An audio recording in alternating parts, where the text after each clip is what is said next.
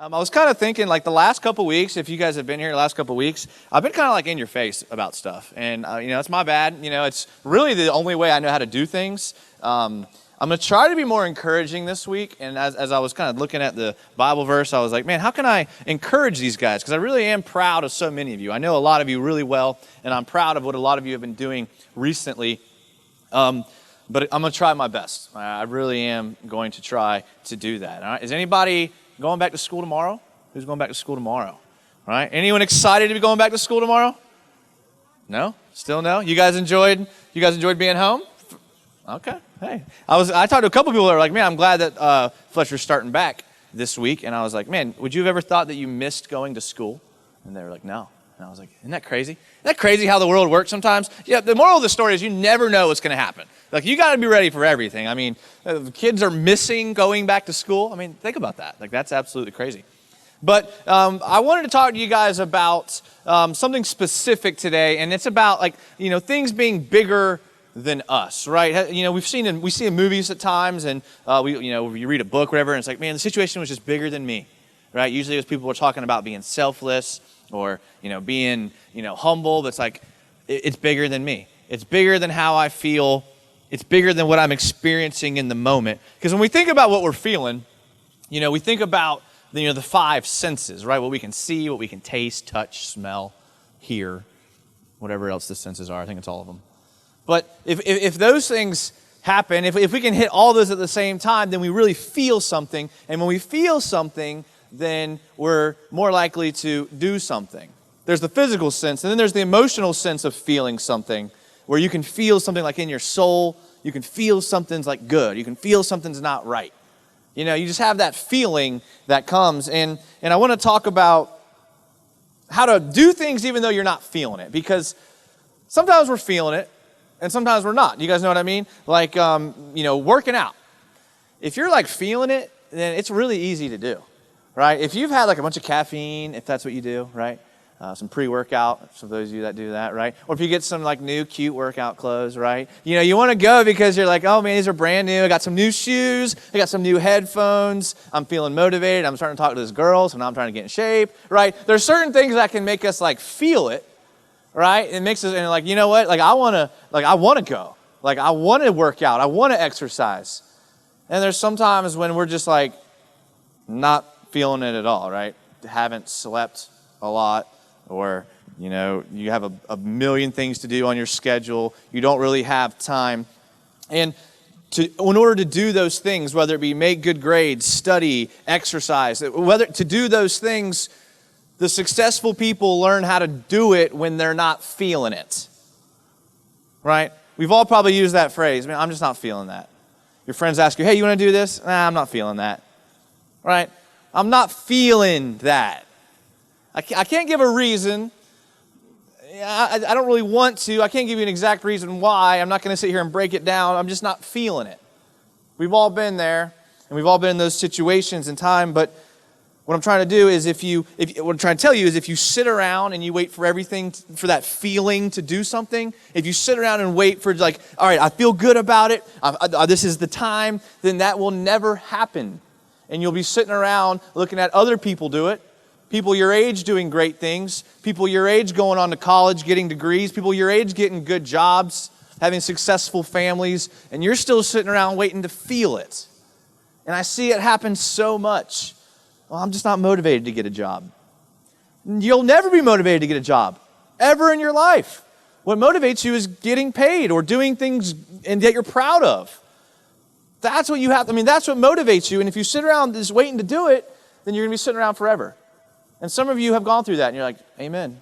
I waited too long. I wish I would have started sooner. How many times you do something, and you're like, man, I should have done that a long time ago. It took me like 10 seconds, right? I always put off cleaning out my truck. I'll clean it out later. I'll clean it out later. And my truck's disgusting. It smells horrible. It smells like my gym bag. And I got like dirt everywhere, cups everywhere. And I just drive around in filth for like a month. And I'm like, I'll get to it when I feel like it. My car smells like gym shoes. And then I clean it out. It takes me 20 seconds. I look back and I'm like, why didn't I just do that like 3 weeks ago? Right? Because I wasn't feeling it until then, and I was like underrating what it could take. So I want to look at a story in the Bible where Jesus is talking about 3 different people who were given 3 different opportunities and how they responded to it. Okay? So we're going to read Matthew 25:14, and this is going to be Jesus talking. Right? And Jesus was a very, very good teacher. Has anyone ever had a really good teacher? Like, be honest with yourself. You ever had a good teacher that, like, if you're in my class, you better raise your hand. If you had a good teacher that just really, like, related to you. I see you, Andrew. I saw your hand didn't go up. I saw you. Yeah, there you go. And so, and look, just a teacher that, like, really, like, got home to you. Like, I related to them. I get it. They made the content interesting. Like they made me understand it. They took time to teach me. You ever had, like, a good teacher that could break it down? Well, that's what's amazing about Jesus. And if you read the things that Jesus said in the Bible, he breaks it down to where it makes sense. Jesus is going to be trying to explain what the kingdom of heaven looks like. And what that means is what he's going to be talking about, like his relationship with God and man and what it looks like to be a follower of God and to be a Christian. He's about to just give us a real world example that we can all relate to see what it's like. Okay? So, this is an example, Matthew 25:14. I'm going to read like 6 verses, so just hang with me here. It's a pretty cool story if you listen or read along. This is Jesus talking. He says, again, the kingdom of heaven can be illustrated by the story of a man going on a long trip. He called together his servants and entrusted his money to them while he was gone. He gave 5 bags of silver to one, 2 bags of silver to another, and 1 bag of silver to the last, dividing it in proportion to their abilities. He then left on his trip. The servant who received 5 bags of silver began to invest the money and earned 5 more. The servant who, with 2 bags of silver, also went to work and earned 2 more. But the servant who received 1 bag of silver, dug a hole in the ground and hid the master's money. After a long time, their master returned from his trip and called to give them account for how they had used his money. The servant to whom he had entrusted the 5 bags of silver came forward with 5 more and said, Master, you gave me 5 bags of silver to invest, and I have earned 5 more. The master was full of praise. He said, Well done, my good and faithful servant. You have been faithful in handling the small amount, so now I will give you many more responsibilities. Let's celebrate together. The servant who received 2 bags of silver came forward and said, Master, you gave me 2 bags of silver to invest, and I have earned 2 more. The master said, Well done, my good and faithful servant. You have been faithful in handling the small amount, so now I will give you many more responsibilities. Let's celebrate together. Then the servant with 1 bag of silver came and said, Master, I knew you were a harsh man, harvesting crops you didn't plant and gathering crops you didn't cultivate. I was afraid I would lose your money, so I hid it in the earth. Look, here is your money back. But the master replied, You wicked and lazy servant. If you knew I harvested crops I didn't plant and gathered crops I didn't cultivate, why didn't you deposit my money in the bank? At least I could have gotten some interest on it. Then he ordered, Take the money from this servant and give it to the one with 10 bags of silver. To those who use well what they are given, even more will be given, and they will have abundance. But from those who do nothing, even what little they have will be taken away. So I know that's a long story, but Jesus is really trying to hammer this point home of if you're given something, you're expected to work it. You're expected to use it. And God is going to give you talents and give you abilities and give you things, and He expects you to multiply those things. And He's really driving this home because people in this biblical time, remember, they didn't have the New Testament to read. And so a lot of times they were reading the Old Testament where God would basically say, You're a prophet, you're a prophet, you're a prophet. Everyone talk to the prophets talk to me. So that's what they were used to. And then Jesus is coming and going, no. You all are given something. And you're all expected to work what you have and to not take for granted, not be lazy, not waste it, not hide your talents and gifts and abilities. And this just totally shook up everyone in this time. See, Jesus would tell stories like this over and over and over again and say, hey, I know this is what you used to believe, but this is what's actually true. And it really blew people away. And this was one example that they did that, right? So in this story that Jesus is talking about, if you read like the original version, he calls the bags of silver talents, right? And these talents were basically 20 years worth of a salary. Okay, so think about what you would make in a year, times that by 20, and this is the amount Jesus was talking about. So he's talking about giving you a lot. He's given you a lot to work with. And just because it's one talent, I mean, that's still 20 years salary. I mean, it's not getting ripped off by any means. And in that verse, at the very beginning, it says that he divided it in proportion to their abilities. Divided it in proportion. He gave it out based on their abilities. Okay? So when Jesus is talking about his relationship with God, he's saying some stuff's going to be given out depending on what I think you can handle. And right now I think you can handle this. And right now I think you can handle this. And when I first read the story, and I've read this story a bunch of times growing up, I always thought to myself, man, I hope I'm the 5-talent person. You know, did anyone else think that? I hope I'm the 5. You know, like I'll take the 2. I don't want to be the 1, but I mean, if I'm the 5, that's awesome. Then I start thinking about, hey, what are some things that God's blessed me with? What are some things that I can do? And then it hit me like a ton of bricks when I was getting ready to talk about this story with you guys. And the fact that you live here in this country, in this generation, all of that, you're all 5-talent people. You're all 5-talent people. If you go to a third world country, Miss Cindy, who played the keyboard for us, spends a lot of time in third world countries as a missionary. They would kill to have the things that you guys have. And they're out there playing instruments with busted guitars, hitting on trash cans for drums, worshiping God with what they have. And we sit around here and we're like, well, you know, I'm not as tall as her, and she's more pretty than me, and he's more athletic than me, and she can sing so much better than me. I'm not a 5-talent. You're all 5-talent people. And this is a harsh reality, and again, I'm sorry, I'm trying to be encouraging. I just can't help it, but like, you guys all have a lot to offer. You all have so much opportunity. You have so much that you can do in life, and the only thing that's limiting is yourself.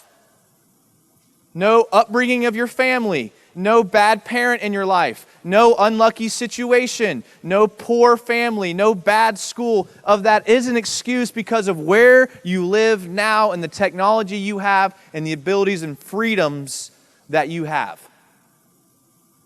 People in biblical times and way past them were arrested just for gathering and talking about Jesus. So how do you think Jesus is going to weigh your talents when he's asking you, what did you do with my money? It's a harsh reality, and it like kind of is like heavy. I know. It's heavy on me too. I work at a church and a school. It's heavy on me too. But you know what? That's good. Because if you're like, you know what? That's heavy. At least we're going the right direction of like, all right, what can I do?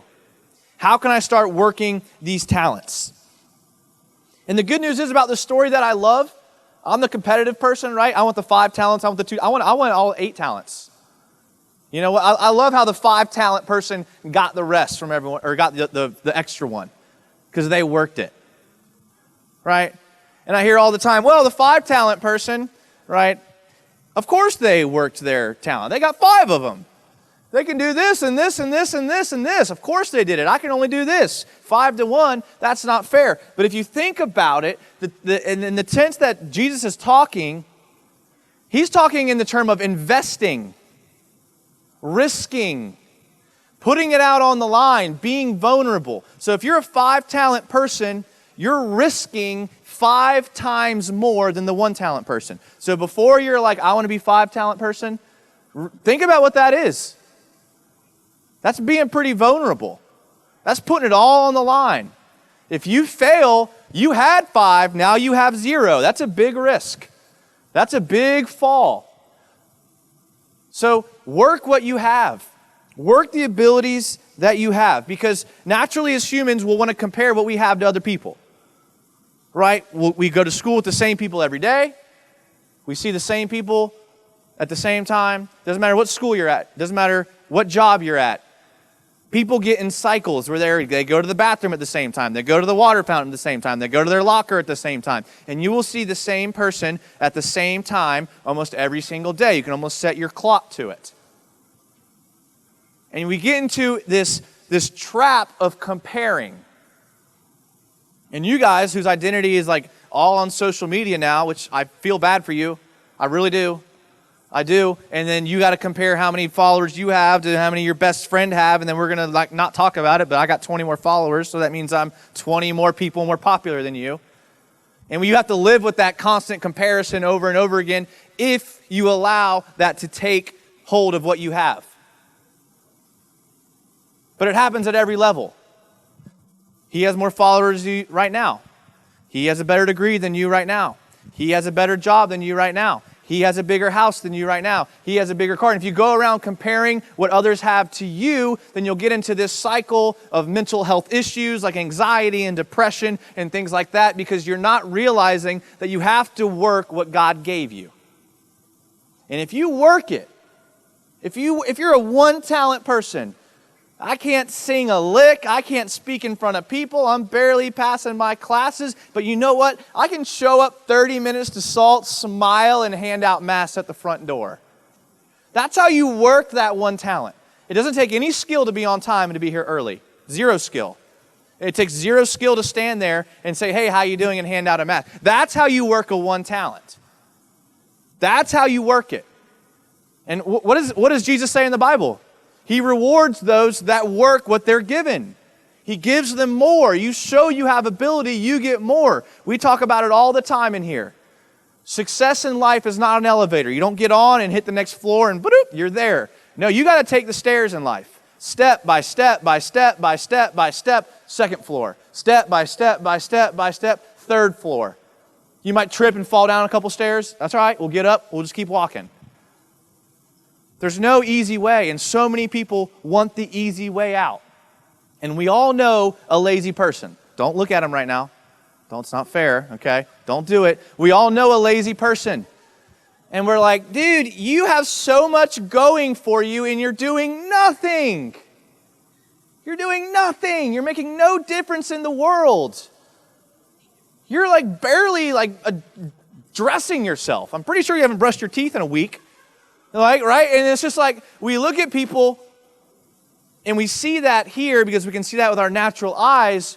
But when God looks down on you and He sees your ability to make friends, your ability to go up to a stranger and be nice to them, your ability to play a sport, your ability to be influential, your ability of being an older sibling, so you have all these younger people that are automatically looking up to you. God sees those abilities and goes, what are you doing? Brush your teeth. Use what I've given you. And when you do that, God will begin to multiply. If I see someone that has a gift and they're just gifted, I will be the most annoying person in their life. Am I right, Braden? He's shaking his head, yes. If I see you have a gift, every time I see you, Braden, I will be in your face going, use your gift, because I know the benefits you can get when you look back on your life and you're like, I'm so glad I started then instead of starting late. And for Braden, that might be one thing. And for the next person, it's another thing. And the next person, it's another thing. I always tell people when they come talk to me, I'm like, be careful. If I find out something that you're good at, game over. Game over. And I'm going to be on you. Yes. In Galatians 1:10, it says, for I am now seeking the approval of man or of God, or am I trying to please man? If I were still trying to please man, I would not be a servant of Christ. So this is Paul talking about, who are you trying to impress? People or God? It's very simple. The Bible's got a lot of extra words. It's a book. But it can be broken down very simply. Are you trying to impress people or are you trying to impress God? Because I can tell you where both roads lead, 100%. There's no secrets. If you're trying to impress people, I promise you, you will look back at your life and be like, I wasted so much time on the approval of somebody that doesn't matter. And it only gets worse when you get older and you have a social media, right? All us old people, we have Facebook. We can look back. You guys will have Instagram, whatever you Snapchat, whatever you have, and you'll see all your weirdo friends that have graduated that you used to want their approval from, and you're like, oh my gosh. It happens a lot.